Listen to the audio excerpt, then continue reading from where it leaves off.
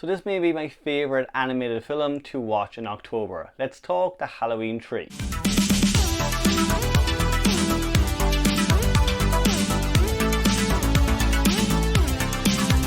Hey there guys, and welcome back to Dino Reviews. We are continuing on our 31 days of Halloween, and today we are looking at The Halloween Tree. So The Halloween Tree is a 1993 animated movie based on Ray Bradbury's 1972 novel. Now the movie kind of centers around four kids who spend the night of Halloween trying to save the soul of one of their best friends. Now while doing this at the same time, they kind of learn about the tradition of Halloween, the history of it, and why we dress up in costumes. Now I would say guys, I had a blast rewatching this movie. It's a great one to actually watch over Halloween just because of how much it actually celebrates the holiday.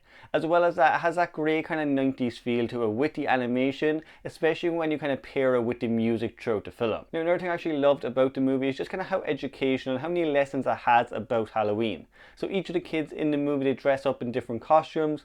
So we have a witch, we have a skeleton, we have a monster, and we have a mummy. And each of them kind of go to these different places and really just learn the origins of their costumes. So we travel to ancient Egypt, where it's probably the darkest part in the overall cartoon, where the character Pippin, who's lost his soul, almost gets mummified and buried alive. They are by far the darker parts of the overall film, but I enjoy them. I like the lessons that the kids learn during all this. They aren't just looking at these monster mummies on screen, and they're actually finding out where the idea of mummies came from. We also go to Stonehenge, where one of the characters is dressed as a witch and they come across a coven of witches. Now at the same time, they also come across anti-witch protesters or villagers who are trying to kill the witches at the time. So I like that, again, just the kids dressing up as these costumes can actually learn the origins of them. We also spend time in Paris, where we go to Notre Dame and learn about creatures and gargoyles, and we go to Mexico and learn about the Day of the Dead. So all of that kind of is infused together, where we learn about these different traditions over Halloween, and they're not just all based in America. I think America is kind of known for, unfortunately, kind of devaluing Halloween and just making it a lot about dressing up and getting candy, whereas this movie, it does show kids that there's so much more to it. The characters are also quite fun. Each of the kids, honestly, are great characters. There's no character you get bored of or frustrated with in the film. A lot of times when you have these kind of four different storylines, you do tend to get bored with one of them. But each of them, you know, it has a great little section in the movie, their own kind of scene where they're kind of overcoming their fears. One of the kids, you know, is kind of wants to be the leader of the group and really feels guilt and remorse for what's happened to his friend.